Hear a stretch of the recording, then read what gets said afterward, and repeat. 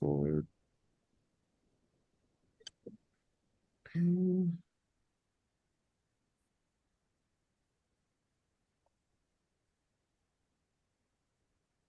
All right. So again, hopefully everyone is seeing the screen, my screen.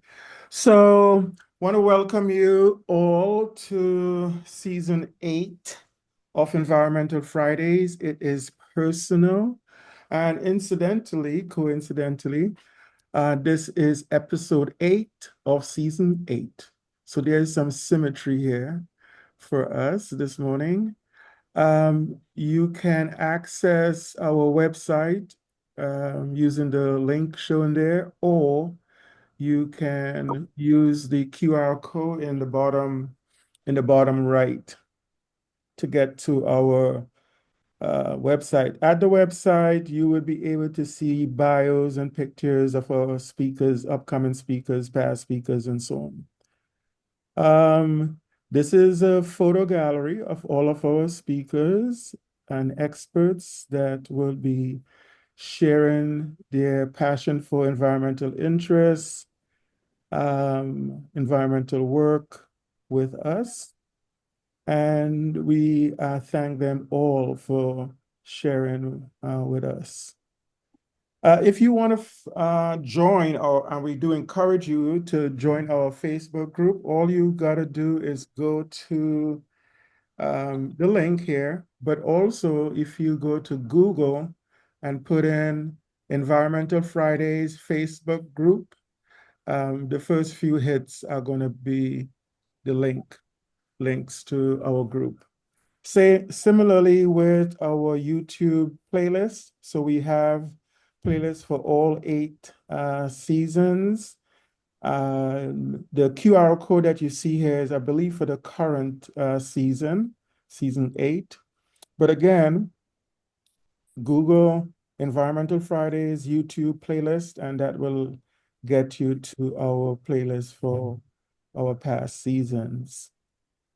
So this is our last episode for February. Today is our last episode for February. And coming up in March, we have again 4 exciting topics and experts here. So our first on March the 7th, Urban Green Homes. And this is going to be by Donna.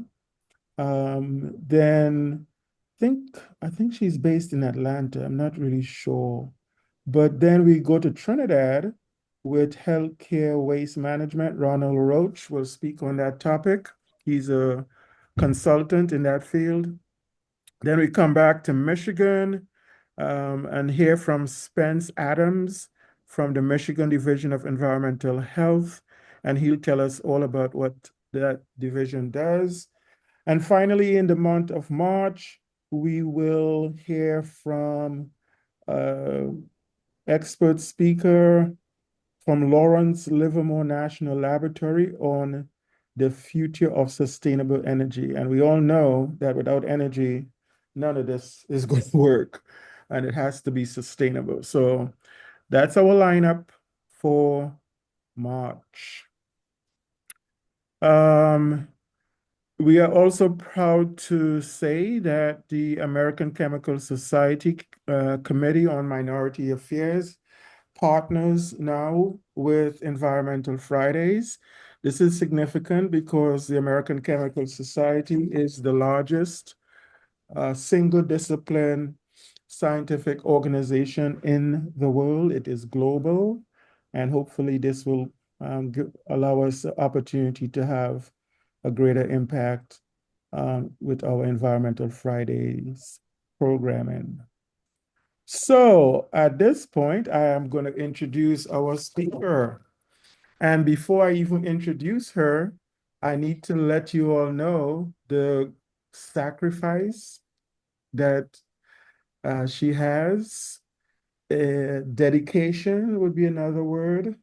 She is in Melbourne, Australia. That means our time here is, let's see, 9:40. What is it there? What is it in? It's 1:30 over here. 5:30 in the morning, not in the afternoon. She is taking time from her sleep to be with us today. That is impressive. It shows her dedication and passion in this area, for this area. So we are talking about Dr. Delia Paul. She's a researcher and writer, and she works affiliated with the International Institute for Sustainable Development and Monash University in Australia. Is that located in Melbourne too? Yes, it is. It actually has campuses in other countries. So we're also in South Africa and Malaysia and Indonesia. Oh, okay. But my affiliation is with the School of Social Sciences here in Melbourne. Okay, good, good, good. So some of her recent projects have focused on the right to a healthy environment in Southeast Asia. And where you're originally from is Malaysia. Is that considered That's right. Southeast? That's considered Southeast Asia? It's Southeast Asia. Yeah. Southeast Asia is 10 countries. Okay, okay. Yeah. So we learn a lot from you today. You've got a really international background here. So yeah, part of her recent projects includes also sustainable infrastructure and water security. And there is a product that the Institute for Sustainable Development puts out called the Earth Negotiations Bulletin. And I am assuming she writes and reports on Yes, I that do. on those issues in that um, journal. And she does also volunteer for the Australian Greens Party in her, is that a political party? It's a political party. Okay, Yeah. because she believes in that power comes from the people and local actions can spark broader societal change. With that introduction, and possibly she will tell us more about herself too. Um, let's welcome Dr. Delia Paul, all the way from Melbourne, Australia. Thanks very much, Desmond. You? So, and also thanks for praising the dedication. I got to say, I was just excited to meet everyone. Yes, and we're So, excited to meet you. thank you for your invitation. Um, Desmond, you sent round quite detailed instructions, including to tell everyone a little bit about myself. Yes, yeah. So, we could start with that if you like. Sure. I started out as a reporter on a newspaper in Malaysia. And in those days, because it was quite a long time ago, reporters had a beat, like the thing that you would regularly cover was your beat. So, say if you were on the police beat, that meant you went to the police station regularly, you had contacts there, you wrote crime stories. Somebody else covered trade unions, so that was labor issues. Some people covered, different political parties. At the time I joined as a junior reporter, no one was regularly covering environment. It just wasn't so much of a thing. And so I was wanting to see where I could fit, so I began covering environmental stories. Then I wanted to be helping to solve some of the issues I was writing about. So I went to work for an environmental organization, the Australian Conservation Foundation, on a one-year planning process for what was then called ecologically sustainable development. It was a time of great excitement about the possibilities for positive action. I always wondered, though, about the people side of environmental planning. That was kind of why I was excited to speak with you all today, because it's also a chance to reflect back on how far we've come. I wondered about the global scale of the issues. Would solving an environmental problem in one place create problems for people in another place? In poorer countries, lifting people out of poverty was obviously the priority for many governments. These concerns led me to a development NGO, which probably you know because it has its home in the States, World Vision. After some years at their office in Melbourne, Australia, I went to Cambodia to work on some of their programs in urban and rural settings. And the programs addressed poverty through activities like small business development, agriculture, food security, water and sanitation.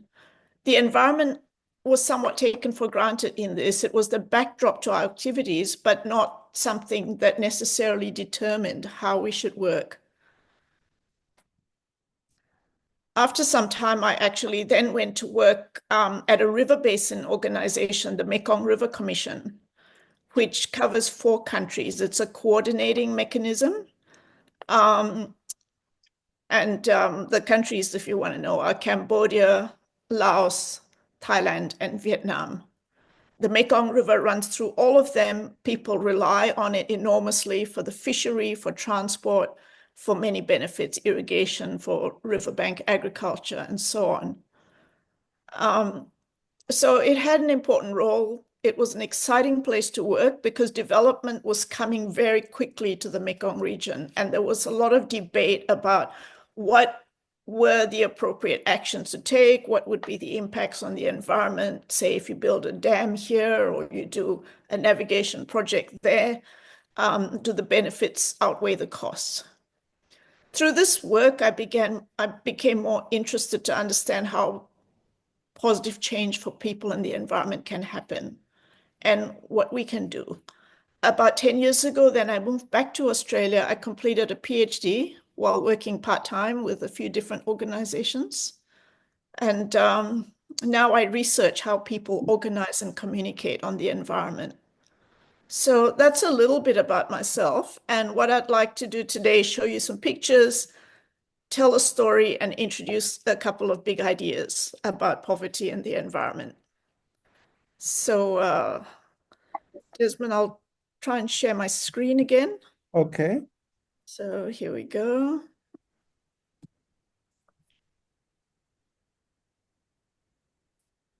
Are you seeing it? Yes, seeing it full screen. Right. So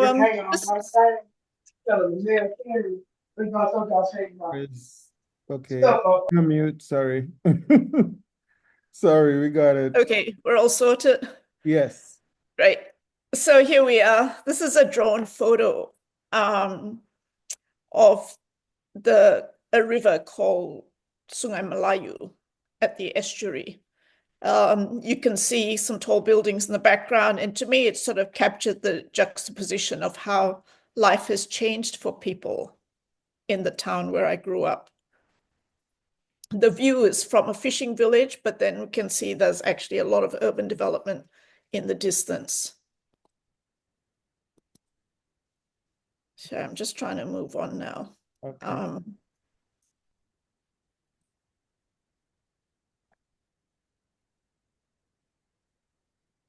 Yeah, you moved on. It's actually slipping. Yeah, sorry. Here we go. Okay. What is sustainable development? So we'll start with a little definition of sustainable development. So basically, the relationships between poverty and the environment have been discussed, debated, and researched for many years. I just want to give a little quick summary of some of the key milestones in this. And one of them was in 1987, where the Norwegian Prime Minister Gro Harlem Brundtland proposed the definition of sustainable development in a report by the World Commission on Environment and Development. The report was called Our Common Future. And the famous definition of sustainable development is this: development that meets the needs of the present without compromising the ability of future generations to meet their needs. So, in other words, one should not destroy the environment because that would mean future generations would not be able to farm or fish or do all the things we rely on the earth for. There were a number of key agreements after that time. There was a big meeting, the Earth Summit, that took place in 1992 in Brazil. And that meeting produced the Rio Declaration and Agenda 21. So this was basically a big environmental policy on the conservation and protection of resources. And it said that policies that do that must consider those who depend on those resources for their livelihoods. So this was thinking about often the poorest people are the ones who depend directly on natural resources. They fish or require water for irrigation. All of us require water, but some people have a very direct relationship with the environment, and those people should be considered. That was the policy. Agenda 21 was a long, big document. I don't know. I highly doubt anyone here has read it in full. I haven't read it in full myself. But it aimed to be a kind of blueprint for sustainable development to take place in local communities. So in many parts of the world, there were attempts to implement this agenda through projects to benefit local communities, but progress was quite uneven. 10 years afterwards, there was another big summit, the World Summit on Sustainable Development, that took place in South Africa, in Johannesburg. And the outcome document from that affirmed that poverty reduction was the greatest global challenge facing the world today, and that poverty reduction was an indispensable requirement for sustainable development.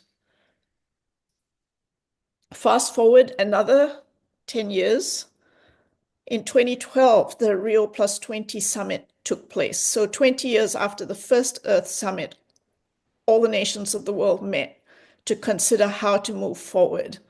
And the outcome of that meeting called for what they call universal sustainable development goals. So there was a feeling that previous goals had maybe addressed too much the concerns of the global north or too much the needs of the global south, and they were wanting to bring this together. So the follow-up from that 2012 meeting was that international negotiations happened to develop those sustainable development goals.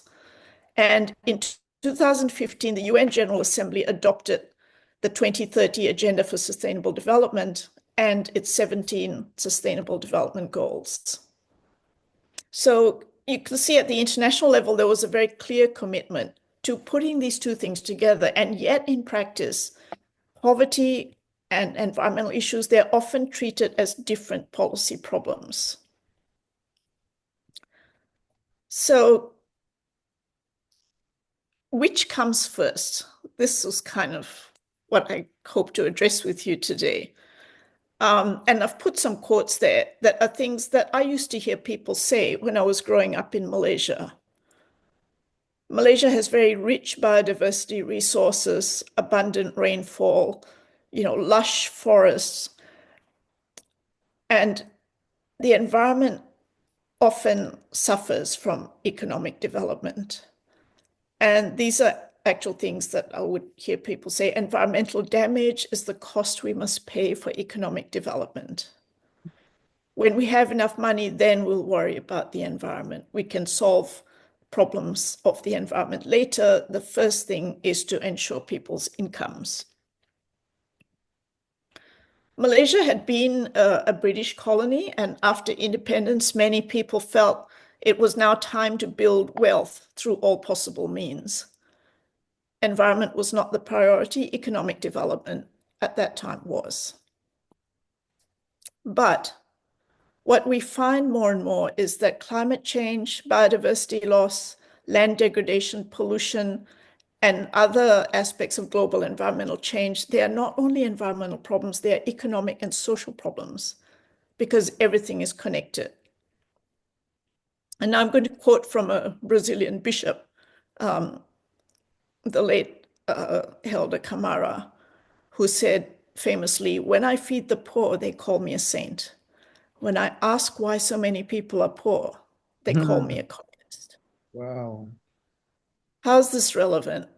This bishop, like he was often called the Archbishop of the Poor, and he thought that true Christianity meant taking care for issues of social justice.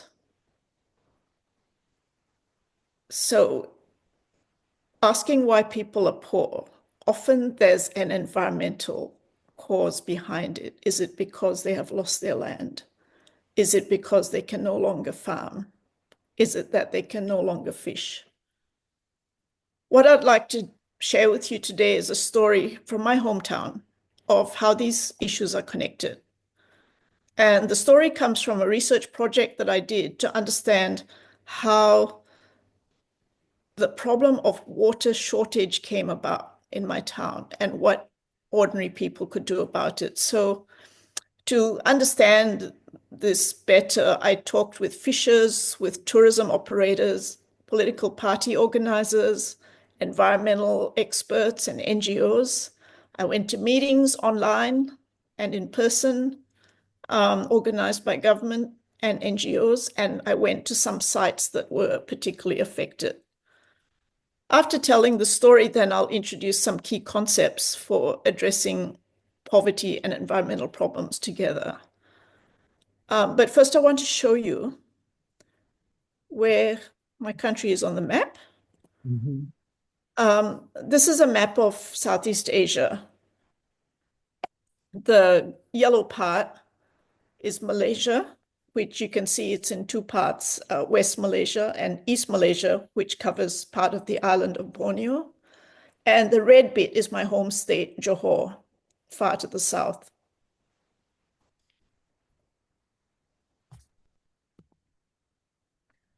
The green part, so we zoom in now to the very southernmost bit.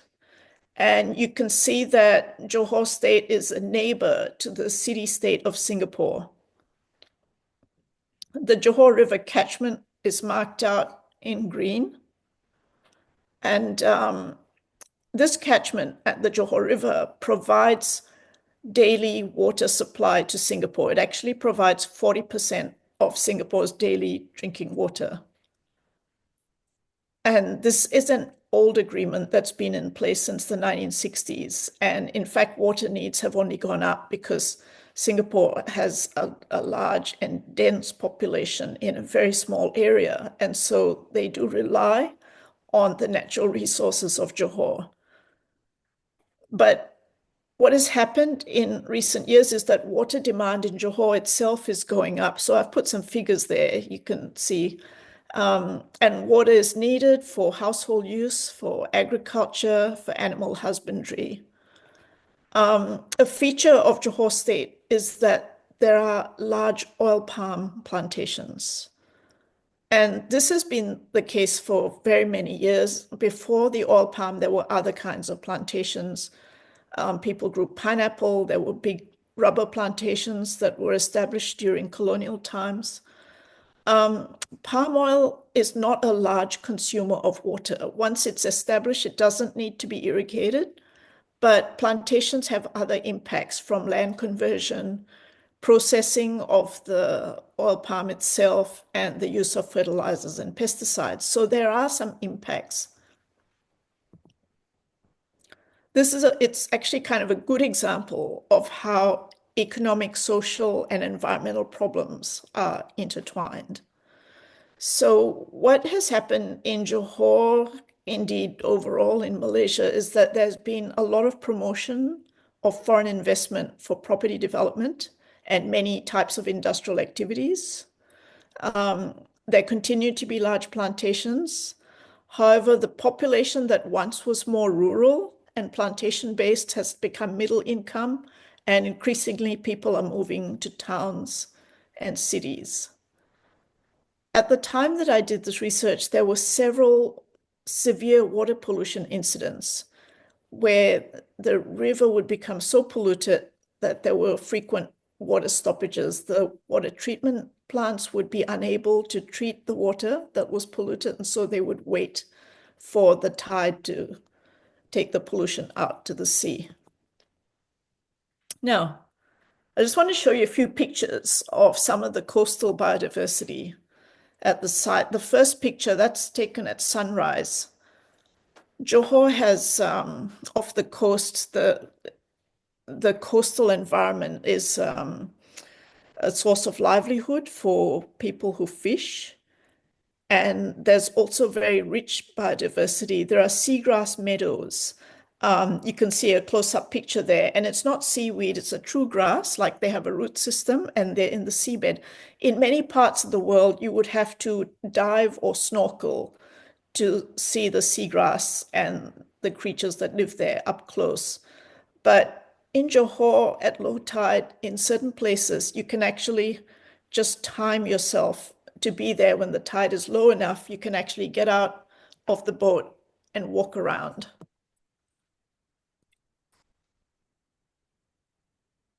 So these are some examples. That's actually a picture of my foot for scale next to a chocolate chip starfish, and that is its actual name. You can Google it. It's quite a big starfish, and there are many starfish. The flower, the delicate looking flower, is a sea anemone. In Malay language, we call it bunga air, water flower. And that picture on the right, that's a hermit crab. And I always like hermit crabs because they just have an eccentric appearance as they grow. The shell doesn't grow. They have to exit the shell and find an abandoned shell to use. So they often look like they don't quite fit. There's a sort of, yeah, the eccentricity. I really love it. But anyway, a lot of the seagrass actually has disappeared. You can see at low tide, a very, well, you can always see the large property development in the background, and in the foreground, the seagrass at low tide. But pollution and just the impacts of development have had quite a negative impact on coastal biodiversity. So it's actually become harder for people in marine fisheries to make a living. Freshwater fishers also have had a lot of issues because of pollution destroying the fishery. So I turn now to some big water pollution events that happened from 2016 to 2019. And for part of that time, there was also quite a severe drought. So river levels were low, and that might also have exacerbated the impacts of the pollution incidents. But there were several pollution incidents where the effluent from milling of palm oil, the acronym for that is POEM, palm oil mill effluent, leaked into the river. And it's very polluting. There were incidents where poultry droppings from a large poultry farm also got into the fresh water. So these incidents actually affected hundreds of thousands of households because the water supply services then would need to shut down sometimes for days. So it was a really big deal. I've put some figures there from 2016 to 2019. There were 113 stoppages, totaling more than 4,000 hours, affecting many, many people. So the stoppages affected me too. So what did I do? I take to Facebook to tell my friends about it. That's just a picture of the half bucket of water that I had to use for my bucket bath. Hmm. So, that just a little, of course, there were many people much worse affected than me, people with small children that they had to take care of, people with maybe taking care of elderly, where really not having water is quite the problem. Of course, it also affected some small businesses, maybe, food businesses that needed water for cooking, car washes, and so on. There were many reasons why the pollution events happened. That top point, that's a quote from an environmental consultant that I spoke with at the time, where he said 40 or 50, basically the water quality standards were created a long time ago, and there weren't so many factories, there weren't so many households, and the catchments were quite undeveloped. Now there are many factories, there's a lot of housing, and so the ability of the river to absorb the pollution isn't the same because there's actually much more pollution. So we have to move towards considering maximum, what they call total daily pollutant, maximum pollutant load. So putting a cap on how much of certain substances can actually be discharged into the river. But changing the rules was very hard. Some of the polluting companies were government-linked companies. And this is a strategy for many countries of the global south. In order to grow the economy, the government says, all right, we're going to back certain sectors and we're going to go into business here ourselves and make sure that the policies align to ensure those businesses will be successful. We're going to give the support to plantations or to property development or to whatever it is that the choice is. So you can see there's been a bias towards economic development. And then when we started to get the environmental impacts, here's what happened. First, the Environment Department suspended the licenses of the polluting companies. But that wasn't enough. Not enough change happened. So later on, the following year, 2017, the state members of parliament, the elected members, started to demand action. They expressed alarm at why are these things continuing to happen? We're becoming really unpopular, and are people going to vote for us next time if we don't solve this problem? And also, plus it's harming people. It's bad, guys. So then the Department of Environment introduced stronger standards, specifically relating to palm oil mill effluent to POM. So it meant that the companies and the millers especially would have to introduce new processes to ensure that the effluent could be treated enough. It had to go into more settling ponds, be treated to some level, and then before it could be discharged into waterways. So this caused a lot of concern, and companies appealed. I'll speak more about that in a minute. But in 2019, the new standards took effect. And at the time, government agencies also invited NGOs to support the new standards. The government of Singapore, the neighbor that was depending on a lot of water supply from Johor, was also concerned. They also called for action. And in 2020, the Johor state government announced new measures for monitoring of river water quality. So you can see how, towards the end of that timeline, there was quite a lot of action. And in fact, the Department of Environment really needed strong public support in order to bring in the stronger standards. And there were several reasons for this. One of the largest oil palm companies lodged an appeal against the new rules. So they went to the capital, they went to the national capital, and they said, listen, we really can't deal with this, and the rules are going to affect us, and it will also affect small businesses. Some of the millers are not very big, and they don't have the capacity to comply with the new regulations. And the head of the Environment Department in Johor was actually called to headquarters to explain. And that's a quote from something he said in a meeting that I went to. Businesses complain, they say, we're going to lose money, this is going to be bad for the economy. And he said, who loses out? It's the citizens. It's we, the people, who then don't get water. These are some other quotes from people who I talked with at the time. The state water regulator, which is called Bakaj, they said if we didn't have the support overall, he meant support overall of the Johor state government, the elected representatives, then it would have been quite difficult to bring in the new rules and to enforce the new rules. And a federal water commissioner at the time actually said, we want the protests. I wish more people would protest and explain to the people who caused the pollution.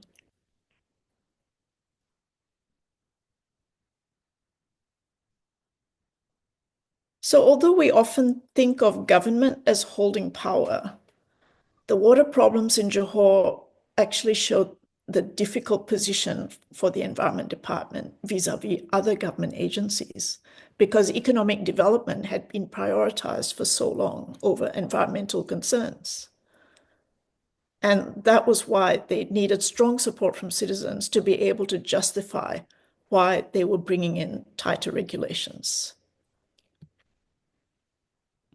Anyway, the development of that story is that there were some positive steps. Some of the large plantations then cooperated, they began to adapt to the new standards, and they used that as a selling point to show that they were actually being good corporate citizens. Civil society had greater opportunity to take part in discussions about development and water resources in general. And there were high-level talks between the two countries, Malaysia and Singapore, to affirm the ongoing cooperation between the water authorities on both sides. So those were good things, and we can draw some lessons from the case.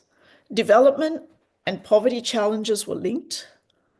Plantations and industry had helped to lift people out of poverty in the years following colonial rule.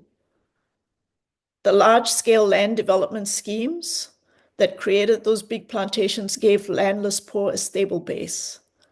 But the long-term environmental impacts can't be ignored. So environmental problems, in this case, the threat of water scarcity, also affect people beyond national boundaries. So in this case, in neighboring Singapore, therefore, cooperation is needed. So now what I'd like to do is introduce some key concepts and frameworks for putting poverty and environmental challenges together. Pretty sure everyone has seen these icons before, the Sustainable Development Goals that came out of the UN process. And we spoke about it already. They were adopted in 2015. Now, each of the 17 Sustainable Development Goals has several targets, and each target has indicators so that we can track progress towards that target. So we have goals on eradicating poverty. We have goals on no more hunger.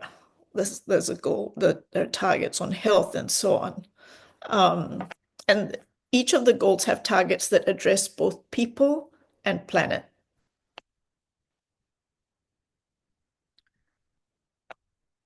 In the lead up to adoption of the SDGs, there was a lot of public discussion about action to benefit people and the planet at the same time.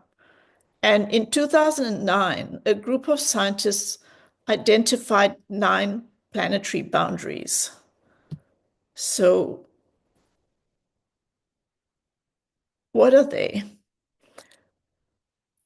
In a way, I could compare that to going for a health check. If I go to the doctor and get my blood pressure checked, and the doctor goes, oh, it's a bit on the high side. If it's over 140/90, so that means you have high blood pressure and you should take medication. Or my doctor might say, well, actually, it's under 140/90, but it's not looking that good. Maybe do more exercise and try and sleep better, maybe lose a bit of weight. So that metric, 140/90, that's a boundary in a way between someone with high blood pressure and someone who's in danger of developing high blood pressure. The planetary boundaries are kind of like that. There are metrics where if we go over the limit, there's going to be very negative consequences. There may be irreversible changes. We already see this happening in some areas. So, for example, wildfires have become more frequent, intense, and widespread. So these are the 9 boundaries for a planetary health check. And I've listed them here. So there's climate change, which has to do with emissions of greenhouse gases like carbon dioxide, methane, and other gases. There are changes in biosphere integrity, so biodiversity loss and species extinction. If it gets beyond a certain level, it's problematic because then the changes become more rapid and severe. There's ozone depletion, which refers to thinning of the ozone layer in the upper atmosphere. There's ocean acidification. That's a reduction in the ocean pH over an extended period. It's caused mainly by uptake of carbon dioxide from the atmosphere, and it affects, for example, shellfish and corals. It affects the ability to build strong shells. other things, biogeochemical flows. This has to do with fertilizer use in agriculture that affects the phosphorus and nitrogen cycles.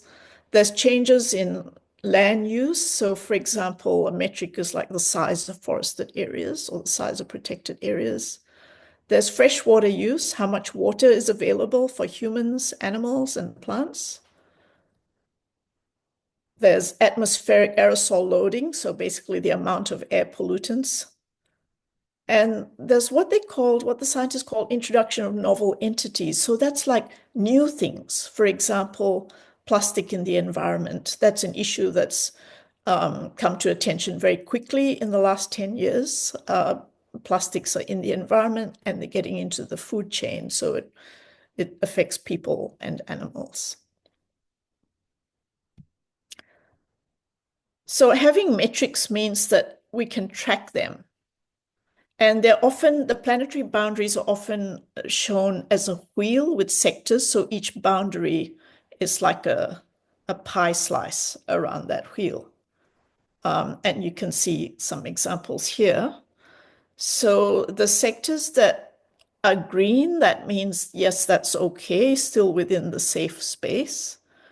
When it starts showing orange, that means that sector is getting into a danger zone. It's too close to the boundary. And when it shows red, it shows the boundary has already been crossed. And you can see like the monitoring from 2009 and then in later years, how more boundaries have been crossed. I put the gray arrow and the yellow arrow there to show the freshwater boundary. The freshwater issues that I described in Johor were part of an overall global trend. So you can see, like in 2015, which was kind of just before I started giving attention to this issue, freshwater use was still green. It was still within that, the limits of use. Now it no longer is. So you can see for 2023, it's getting into the danger zone. So what do we do? The International Development Agency, Oxfam, talks about finding a safe and just space for humanity. If we make changes to how we live, if we make changes to how we treat the environment, that affects people. And so if we want to take action to pull back from the planetary boundaries, that may have other impacts. And it means that we might have to live differently. So I highlight another quote from, again, this is something people foresaw quite a long time ago, but the Indian independence leader and thinker Gandhi once said, "The world has enough for everyone's need, but not enough for everyone's greed."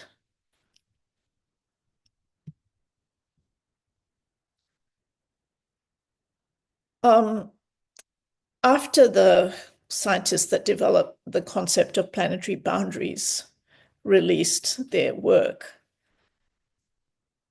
economists began to ask, like, what would these changes mean? If an industry is producing too much pollution, then okay, so then it closes. So then would there be things we can't buy anymore? Would people lose their jobs in some sectors? And so some economists said that planetary boundaries needed to have another dimension, which was more about justice. An economist called Kate Raworth, who worked at Oxfam, proposed that social justice elements should be part of the framework for putting environment and poverty concerns together. And you can see how she did that by drawing a donut. People often playfully refer to this thinking as donut economics. But so basically the outside of the donut that you can see, that's the planetary boundaries. The inside is the boundary for social justice concerns. So while you should not go beyond the boundary environmentally, you mustn't also fall below a certain level for social needs. And some of these are listed here: food, water, incomes, education, the ability to participate politically, that people have a voice publicly, they can get jobs, access to energy, social equity, gender equality, access to health. People talk about the right to a healthy environment now. So, and so on. So we come now to the question of, responsibility. Where does this leave us, and who needs to take action?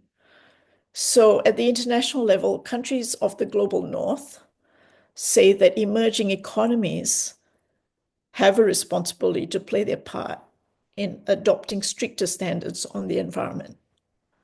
Countries of the global south, including some of the economic powerhouses, Brazil, India, China, South Africa, they say that despite increased GDP, many people are still poor and they shouldn't be denied economic opportunities. Rich nations have outsourced their responsibilities to manufacturing centers in the global south. So the global south gets the pollution, and the global north still has the freedom to buy the products from polluting industries. Now, I'm going to ask you what you think about this. The question is very controversial when we consider that, well, rich countries also have poor people, and poor countries might have a lot of rich people. It's one to think about. But just to kind of try and concretize the issue a little bit. So the water problems that we had in Johor stem from some industries that were polluting. But those industries produce products that go all over the world. So for example, oil palm. The product palm oil is used in many, many things. And you can see some pictures there, not just food products, but lipstick, skin cream, popcorn, shampoo.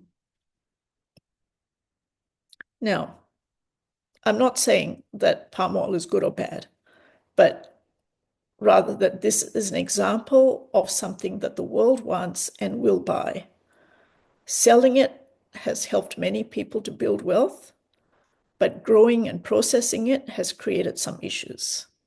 So again, everything is connected. What we see now is that the impacts of global environmental change affect everyone. I've put some figures there on disasters, including climate-related disasters. Some numbers: climate-related disasters accounted for 77% of all the world's disasters within that time period, 1998 to 2017. They claimed 1.3 million lives. More than 90% of disasters related to floods, storms, drought, heat waves, other kinds of extreme weather that is being exacerbated by climate change. And it's people in low-income countries who are more at risk as compared to people in wealthier countries. And there's no final answer in this. What is clear is that everyone needs to do something. So what we've looked at in the last 40 minutes or so is some ways to think about how to tackle poverty and environment together as a policy challenge and also a challenge for our own personal practice. So my last slide is really, well, second last, is what can we do? Quite a lot. Governments can do things. So I put some examples on the left-hand side. You could have disincentives for people to consume too much energy or to pollute too much or to have too large an environmental footprint. Like you could have penalties in the form of higher taxes. You could also give rewards in the form of tax breaks to encourage people to recycle, repair things, reuse clothing and other types of consumer goods, reduce consumption overall. At the individual level, we can make better consumption choices. We can consider environmental impacts and social justice impacts of the things that we buy and use.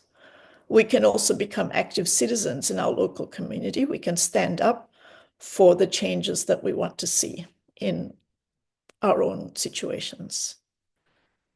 I'll leave you with some useful links. Donor Economics Action Lab has a lot of useful resources. There's the website on Sustainable Development Goals. It's possible to look up the targets and the indicators. Some other SDG Knowledge Hub, which is produced by my organization, the International Institute for Sustainable Development, has interesting articles and resources as well.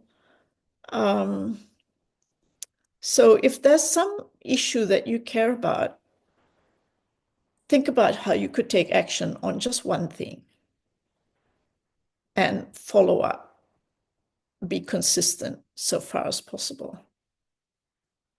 So, to go back to the question that we started with, in a way, which comes first? Which should we think about first, poverty or the environment? That's a chicken and egg question. It's impossible to answer. If it was ever true that lifting people out of poverty should come first, and that in itself is a very complicated question, it's not true now because the scale of environmental change affects everyone.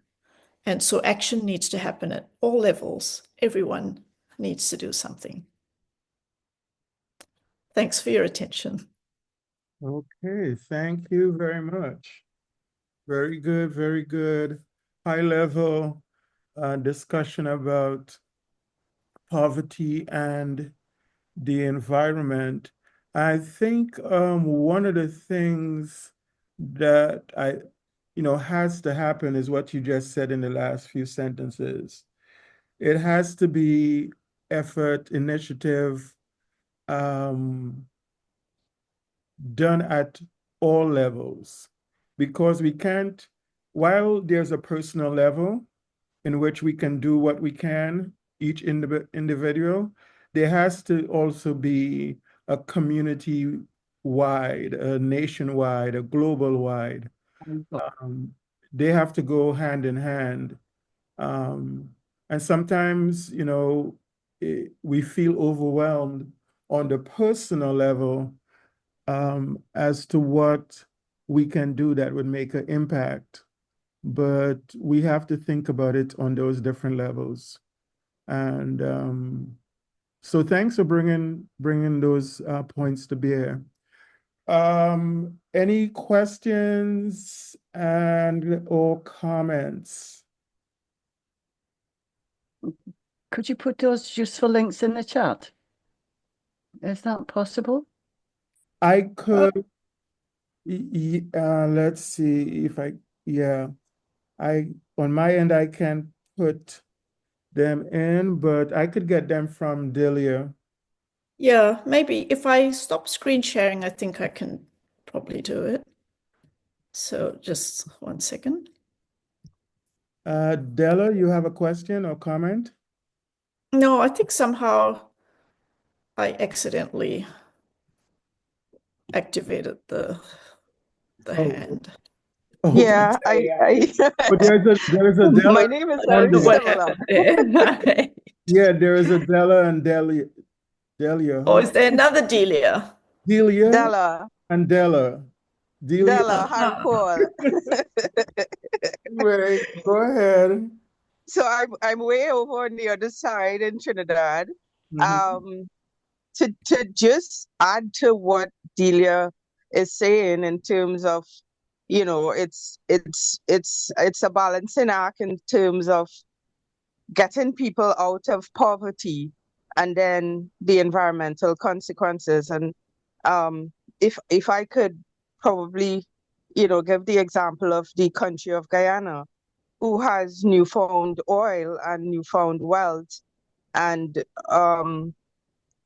should anybody deny them that, that opportunity to get their citizens and to get their country into a more developed state? I have heard the president of Guyana speak about their forest reserves, and in terms of, having, is there a trade-off to say have, a carbon capture system to offset the environmental damage that is to come? and yeah, just to, have more thought into, is it the poverty itself that is causing environmental degradation and damage, or is it the process of getting persons out of poverty that Mm. is, doing the damage? Mhm. Good questions. Yeah, that's a great point. And it's really both ways. Sometimes people talk about, well, are poor countries victims of environmental degradation, or are they agents of environmental degradation? Hmm. And both of those things can be true at different times. If people, for example, don't have access to clean energy, and they have to cut firewood or make charcoal, it's more polluting, it's causing forest loss. That's an argument for better, cleaner energy sources. Hmm. But it's not that those individuals can do it. That action has to happen at another level. But also, though, on the other hand, the scale at which persons making charcoal and stuff doesn't compare to like the oil production levels. So the impact of even, there is deforestation and stuff, but the scale, um, comparing the scales is kind of puts things in perspective. Mm. That's true. Yeah. And I guess the other thing also is that, there's a global market for the oil, Right. Right. unless they're like people are buying it. So in a Yeah. way, everyone is complicit. Yeah. Yeah. And unless there's uptake of cleaner alternatives, then that's going to continue. People are going to say, well, why can't I sell it? Right. It's like people want to buy it. So Bridget, Guyana was brought up. So my hand went up. But I see, is Ms. Burton wanting to speak? Uh, Yes, Is I had a quick question. yes, she's How ahead do of I, me. this was a very good session. I want to know, how do you listen to the replay? oh, the replay, it's all posted on YouTube. All of the sessions, all of the episodes are on YouTube. So I showed you how to get it earlier in introducing the speaker, and it's always included in the invitation. All of the links to every season is always included in the invitation to Environmental Fridays. Yes, I'd just like to respond, if I Yes, may. I am Guyanese. that's Oil right. was not just discovered. That is a lie. And Okay. it is done for a political grab of our resources. We as Guyanese, I'm 66 years old, so I know that we have oil, and I've known that all of my life. I worked with Compagnie Générale des Matières Nucléaires, and that is a geological company that came to Guyana. I typed the reports by typewriter. I know our resources. I know what we have.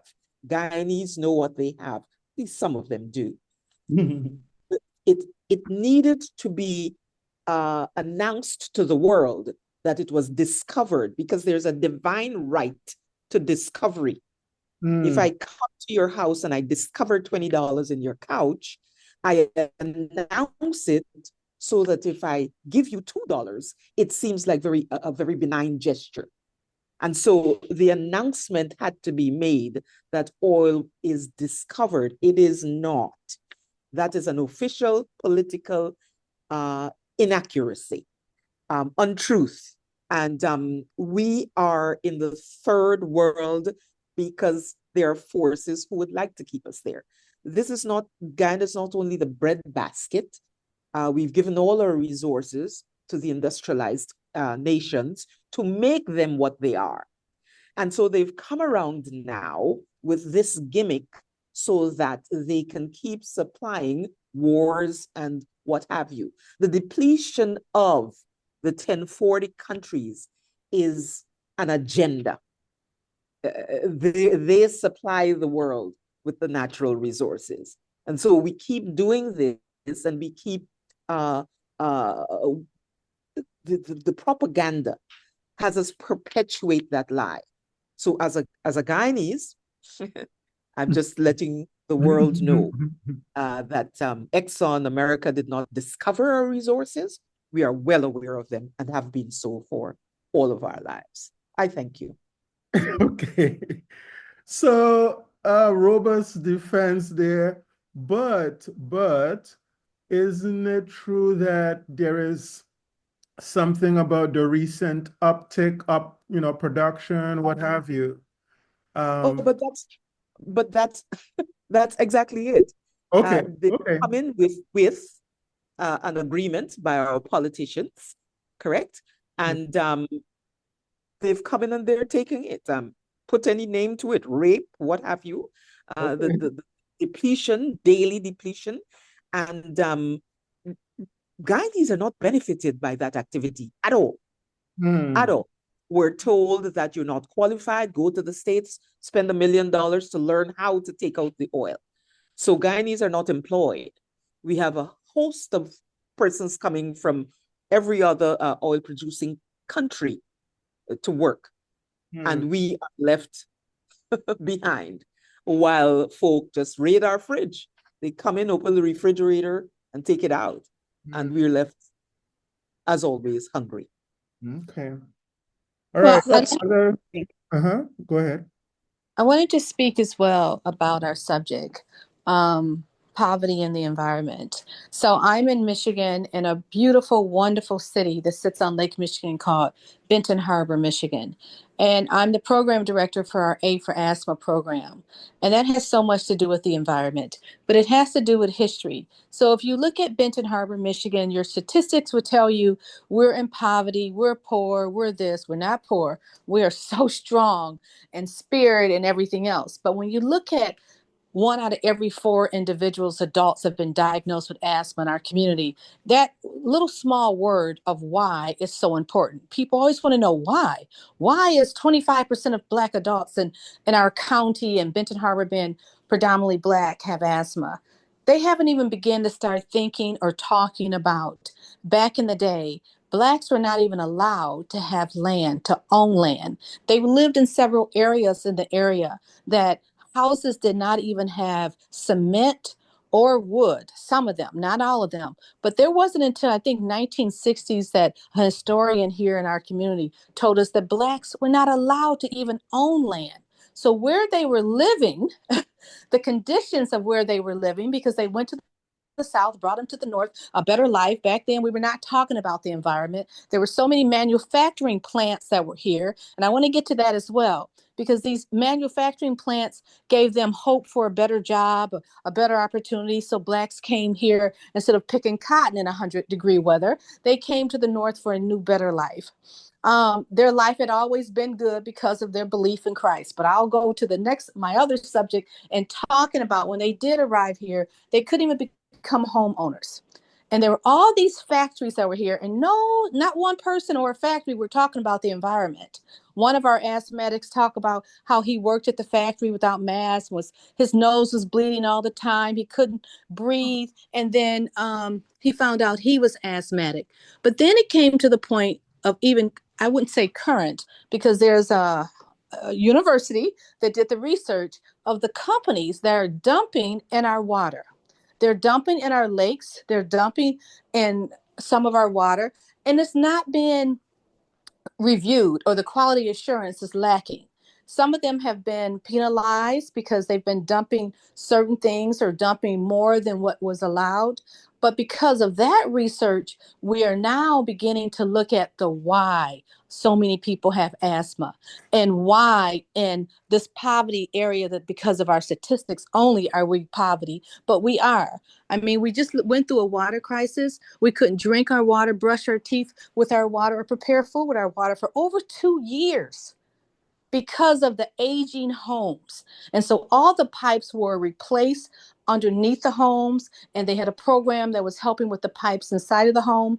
But we still are talking about an environmental justice community. I say justice, but I really think it's injustice because of the injustice that had happened because of our being here and keeping this city vibrant, that sits on Lake Michigan. And it's really, it's so much to say, but that whole thing, poverty in the environment, and we think about our environment in communities like a Benton Harbor that statistically is in poverty. There are the why. Why are we like this? Why did this happen? And it's not because of the color of our skin or as Black folks. It is because of why we were not given justice from the beginning of letting them dump. And so why didn't people, and why are they still not today if it's still happening? And many people believe that it is. They're still dumping in our waters.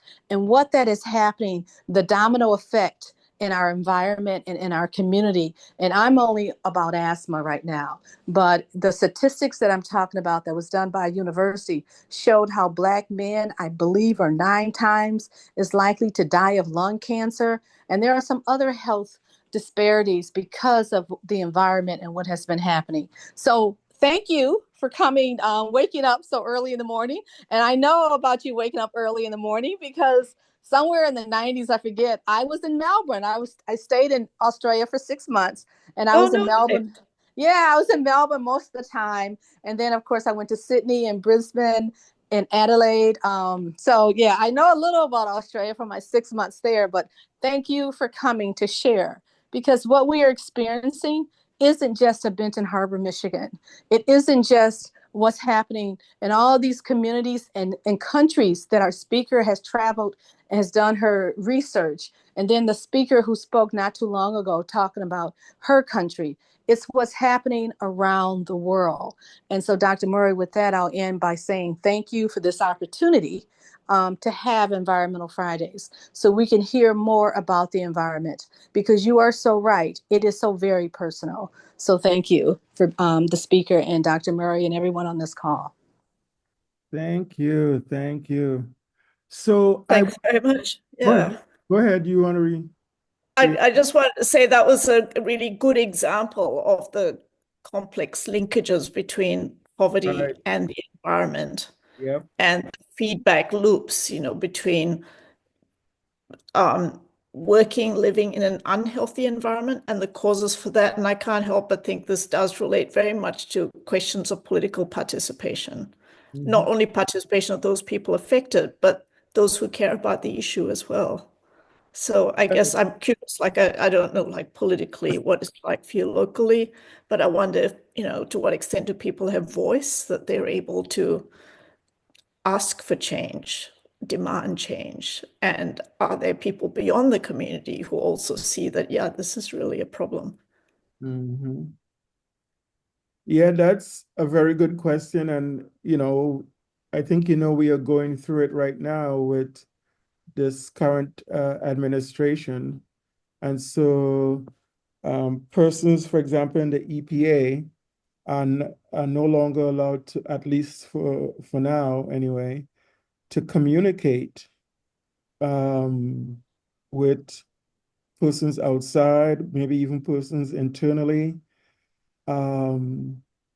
But yeah, there are agencies within the state government and of course federal that were dedicated to, these environmental issues, environmental justice, environmental health. But now we're in a period of transition. So I'm not sure how much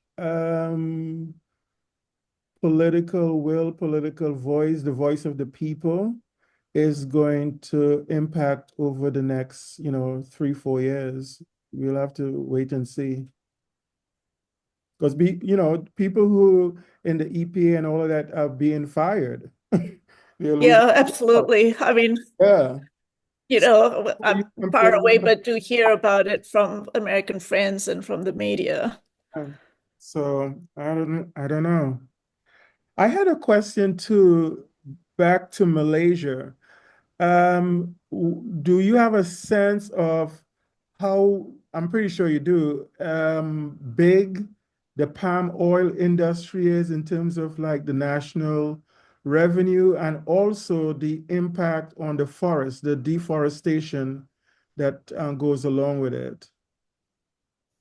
Yeah, I can't tell you figures off the top of my head, but it is a very big industry, and the companies that have grown out of that are also developing plantations in other parts of the world. So you have like Malaysians going to Papua New Guinea and Indonesia and so on to develop the businesses that they have a great familiarity with. The question of deforestation is harder to answer because, at least in my home state, I can tell you that there were other crops planted before the oil palm. So it's not the case that every plantation has destroyed forest. Okay. It may be replacing some other crop. But I think if you look on the global scale, it's true. Agriculture does destroy forests. But nevertheless, it's a case of finding that balance Right. of, people need to grow food and so on. So Is there any? there have been like very concerted campaigns against palm oil. Mhm. And I think the perception very much from the global south is that, well, they would see some of that as protectionist. In fact, Indonesia took the EU to the World Trade Organization recently, and they actually won. So Indonesia is it's like one of the a major very, exporters.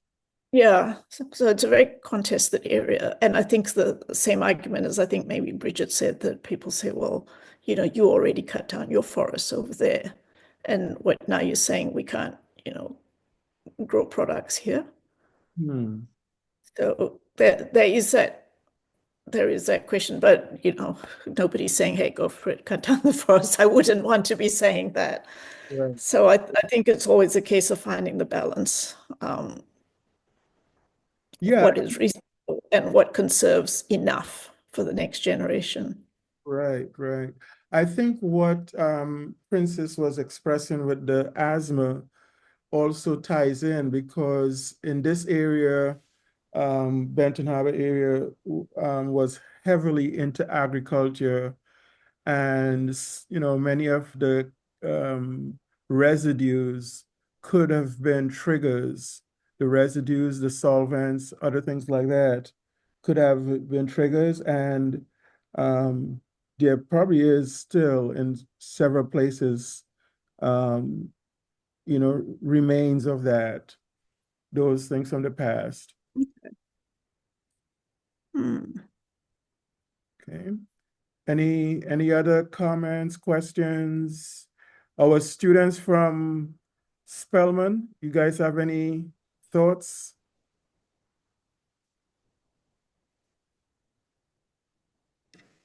I just want to say thank you so much for this opportunity. I didn't know this was like a thing until my teacher sent it. I'm really glad she did. I can't wait to join for the rest of the sessions. And thank you so much, Delia, for sacrificing your time and your sleep. And yeah, thank you so much. It's very informative. Okay, thank you. Yeah, we have all of next month, and then I think we go up till like April, close to the end of the school year. And then we'll start back again in the fall. So you and I could talk, and other students that might be interested could talk offline about how you guys could become more involved in Environmental Fridays if you wish to. One opportunity is to co-host different episodes. And if, for example, you have some environmental projects that you're working on, you could come here. We've had students do that before and describe their environmental projects and work and stuff. So there are opportunities for you guys to become more involved.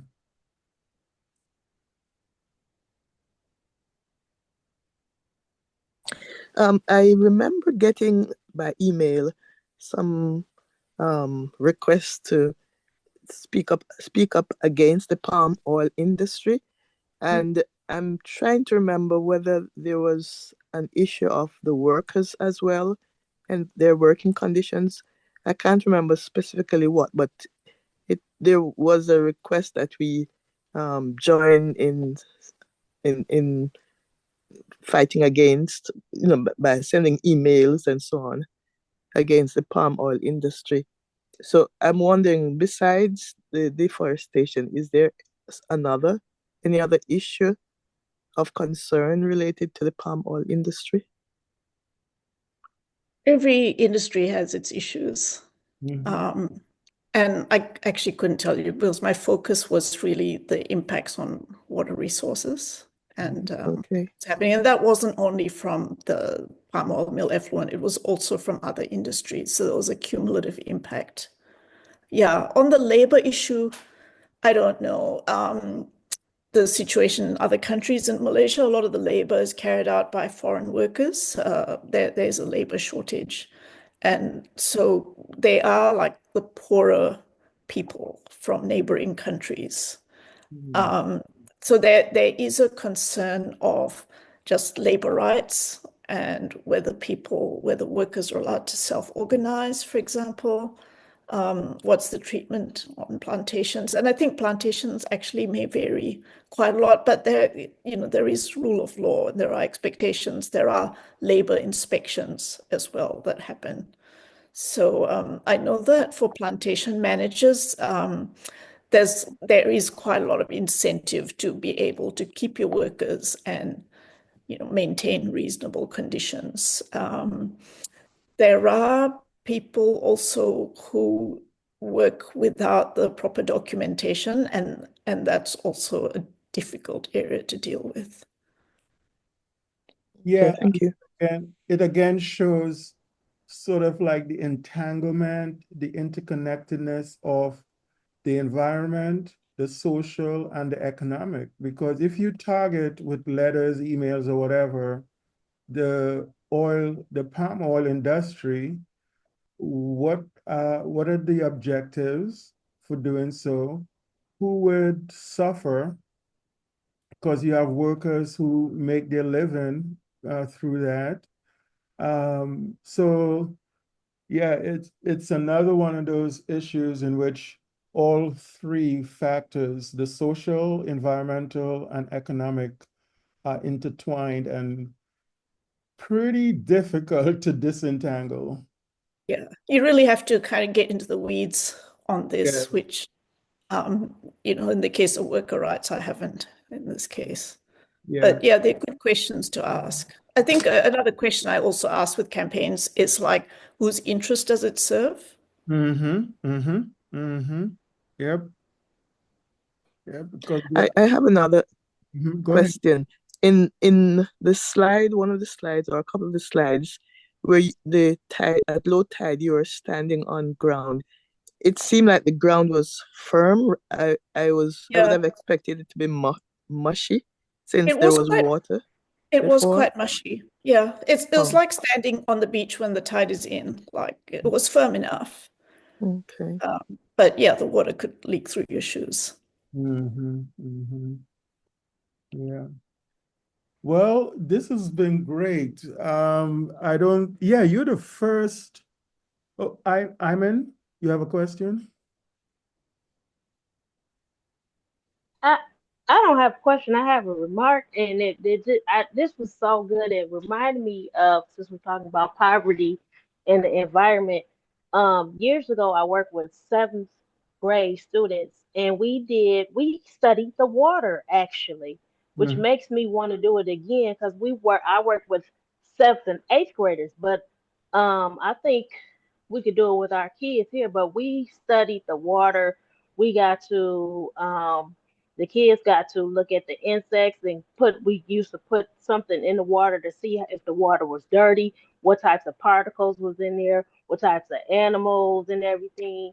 And it was really cool. And that made me think about that could also help with the environment and get them excited. Hey, this is what we need to do in our community. And we also have on Earth Day where we clean the school up. We invite the parents and everything. But that just made me think. It just made me think back when I was working, how we could be more active in our community. And I'm a preschool teacher actually, So just get my kids involved with learning the water in our area in Benton Harbor, Michigan. So Yeah, thank you. that's a very important point, is that Well, we I think Dr. Murray should partner with you. He actually used to have a traveling science lab. He's been at Hall School when it was operational. So him and his team will be great in partnering with you. Okay. All right. Yeah, we could talk offline about it.